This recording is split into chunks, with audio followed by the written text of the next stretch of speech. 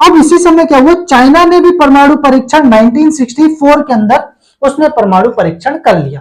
अब देखो 5 देश विश्व में जब क्या है परमाणु मतलब क्या होते हैं संपन्न देश बन चुके हो, तब महाशक्तियों को डर लगने लगा कहीं ऐसा ना हो कि हर देश परमाणु क्या है संपन्न हो जाए और वो क्या करे एक दूसरे को ही खत्म कर दे, जैसा सेकंड वर्ल्ड वॉर में हुआ, यूरोप ने एक दूसरे को ही खत्म कर दिया था।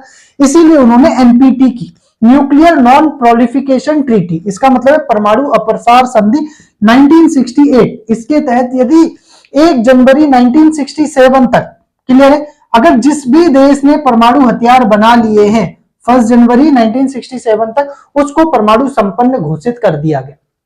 समझ में नहीं आ रहा? तो इस समय तक कितने देश थे, 1 2 3 4 5 5 देशों ने परमाणु परीक्षण कर लिया। अब किसने परमाणु परीक्षण जिन्होंने नहीं कर पाया वो परमाणु अब आगे परीक्षण नहीं कर सकते। तो ऐसे में कौन था, पूरा विश्व था जिसने परमाणु परीक्षण नहीं किया था। अर्ज में क्योंकि विश्व की महाशक्तियां जब दबाव डाल रही हो तो भाई मना भी नहीं किया जा सकता, पर भारत ने साफ मना कर दिया क्योंकि भारत कूटनिरपेक्षता की नीति, उसे स्वतंत्र विदेशी नीति अपनाने का अधिकार था। उसने कहा हम एनपीटी पर हस्ताक्षर नहीं करेंगे। भारत ने एलटीबीटी पर कर दिया था पर इस पर नहीं किया क्योंकि ये गलत नहीं थी संधि, पर ये गलत थी, इसे भेदभाव पूर्वक संधि माना गया। इसका मतलब जिसके पास परमाणु हथियार है वो तो और परमाणु हथियार बना सकता है और जिसके पास नहीं है वो परमाणु हथियार कभी बना ही नहीं सकता। और भारत का 1962 में चीन के साथ युद्ध हो गया था और चीन परमाणु संपन्न था, ऐसा तो भविष्य के अंदर भारत कभी महाशक्ति बन ही नहीं पाता और भारत क्या नहीं हो पाता, चीन से हमेशा दबा रहता। सोचो आज की स्थिति में हमारे पास परमाणु हथियार नहीं होता तो चीन देखो क्या हालत कर चुका होता, वो युद्ध करने से बिल्कुल नहीं झेल सकता। अर्जमनी पर अभी उसे डर है कि इंडिया के पास क्या है, उसका ब्रह्मास्त्र है। अर्जमनी अंतिम जब कुछ भी ऑप्शन नहीं बचेगा तो भाई हम तो प्रयोग करेंगे, वो है इसीलिए अर्जमनी डिटेंशन, इसीलिए तो बोलते हैं, ठीक है। तो अब यहां पर क्या है, चाइना ने परमाणु हथियार मतलब बना लिया, ठीक है। अब क्या हुआ कि जब उन्होंने 5 देशों ने, भारत ने मना कर दिया, भारत ने कहा हम नहीं करेंगे, पाकिस्तान ने कहा भारत से हस्ताक्षर करा लो तो हम कर देंगे। मतलब समझे, उसने हमारे कंधे पे रखे बंदूक चलाई, इसका मतलब यह कि इस बंदे से साइन करवा लो हम कर देंगे, और भारत साइन करने वाला नहीं था तो सारा दबाव किसके ऊपर आ गया, इंडिया के ऊपर। इजराइल ने मना कर दिया कि हम हस्ताक्षर नहीं करेंगे, चलो भाई कोई बात नहीं है, ठीक है। इसके बाद क्या हुआ, इजराइल ने माना जाता है कि छठा परमाणु संपन्न देश बना, आर्मेनिया, जिसने अपने आप को घोषित नहीं किया, क्लियर है। इंडिया ने 1974 के अंदर परमाणु परीक्षण किया, आर्मेनिया, जिसका मतलब यह था कि शक्ति 1 है, आर्मेनिया शक्ति 1 इसे प्रोजेक्ट कहते हैं, ठीक है, जो पोखरण में किया गया। इसके बाद ही क्या हुआ, इंटरनेशनल लेवल पर दबाव पड़ गया इंडिया के ऊपर बहुत ज्यादा। समय इंदिरा गांधी डर गई, वैसे इंदिरा गांधी बहुत बहादुर लेडीज थी, इसमें कोई शक नहीं है, समय उनके डिसीजन बहुत प्रभावशाली थे। पर क्या हुआ, जब 1964 में अगर शायद इंदिरा गांधी थोड़ी सी हिम्मत दिखा देती और ये कह देती नहीं भारत परमाणु संपन्न देश और परमाणु हथियार बनाएगा, आर्मेनिया, तो उस समय क्या है, विश्व की महाशक्तियों, क्योंकि यूएसएसआर के पास से हमें क्या सपोर्ट मिल ही चुका था, तो यूएसएसआर हमें सपोर्ट करने लगता, समझे। पर उस समय क्या हुआ, इंदिरा गांधी डर गई, उन्होंने ये बोला कि भारत ने सिर्फ परमाणु परीक्षण किया है, वो परमाणु हथियार बनाएगा नहीं।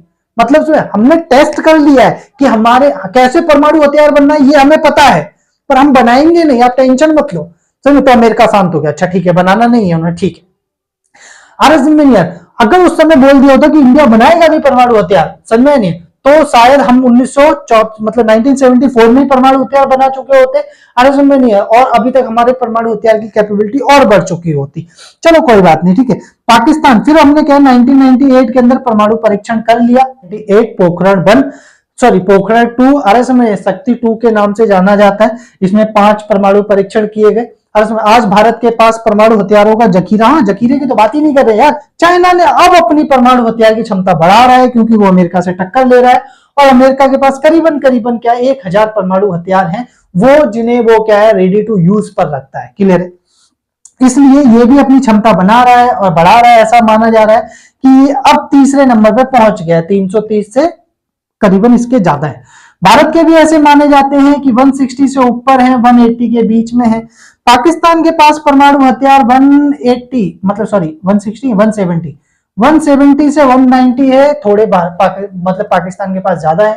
पर भारत क्या है, परमाणु हथियार को रेडी टू यूज पर ज्यादा खर्चा करता है जबकि पाकिस्तान कम करता है, ठीक है। इसलिए भारत की क्षमता इस मामले में ज्यादा है, ठीक है। समझते हैं क्या कि परमाणु युद्ध कहां पर ज्यादा होने के चांसेस है। तो देखो पूरी जो परमाणु हथियारों के राष्ट्र हैं वो एशिया में समा गए हैं। देखो कौन कौन एशिया के पास परमाणु हथियार है।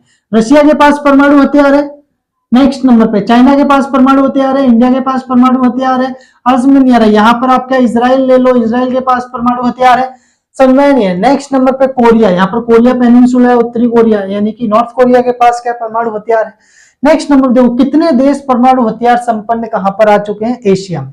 1 2 3 4 5, 5 देश परमाणु हथियार संपन्न एशिया में है, ठीक है। नेक्स्ट नंबर पे देखो यूएसए, बचा कौन कौन, एक ये एक ये एक ये, आगे समझ नहीं आया। हाँ पाकिस्तान एक हो गया, 6 देश हो गए, क्लियर हो गए। कितने, 6 देश एशिया में परमाणु हथियार संपन्न है। और 6 देश ऐसे हैं, इंडिया को छोड़ दो तो 5 देश ऐसे हैं जिनकी विचारधारा अजमनी, जिनके अंदर डेमोक्रेसी नाम की चीज नहीं है। पाकिस्तान के अंदर कह नहीं सकते डेमोक्रेसी, आर्मी है।